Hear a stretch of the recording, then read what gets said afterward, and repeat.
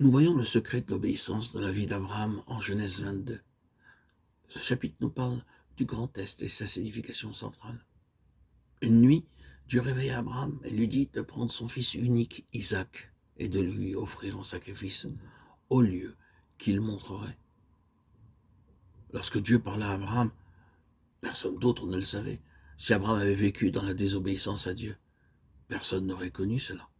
Il aurait pu vivre sur la base d'une réputation ancienne, d'un témoignage ancien. Mais Abraham avait appris à obéir à Dieu. Tôt le matin, il prit Isaac, son fils, qui porta lui-même le bois. Dieu avait parlé, ses propres mains firent le travail. Quelle aurait été notre réponse si Dieu avait demandé de déposer sur l'autel notre possession la plus chère? Abraham était un homme riche, cependant, il ne permit pas à ses serviteurs de faire son travail. La consécration du cœur d'Abraham, sa vie, sa volonté, sa pensée, à ce stade de sa vie, était la marque de la foi. Avant que Sarah ne se lève, il partit. Il ne permit même pas à ses serviteurs d'aller au lieu d'adoration. C'était une véritable adoration, donner à Dieu ce qui est pour nous le plus précieux. Les mains d'Abraham construisirent l'autel, arrangèrent le bois, posèrent Isaac et le lièrent. Il avait déjà brandi le couteau au-dessus du corps de son fils. Alors l'ange de Dieu dit, « N'avance pas ta main sur l'enfant et ne lui fais rien, car je sais maintenant que tu crains Dieu et que tu ne m'as pas refusé ton fils, ton unique. » Genèse 22, 12. Aucun œil n'observait lorsque Dieu parlait à Abraham. Dieu lui parla en secret et Abraham obéit à Dieu en secret. Abraham ne marchait pas devant la face de l'homme, mais devant la face de Dieu.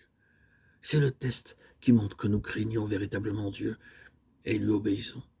Si en vérité nous craignons Dieu, alors, non seulement dans les domaines où le monde nous observe, mais aussi dans les domaines où les gens ne nous connaissent pas, nous lui obéirons. Abraham est un homme d'une signification unique. La crainte de Dieu fut testée et prouvée dans sa vie par son obéissance, dans sa vie secrète. C'est la chose la plus facile dans le monde de craindre l'homme, la société, et d'exécuter le verdict pour un meurtre, un vol et un adultère. Mais les péchés de haine et de convoitise ne sont pas évidents.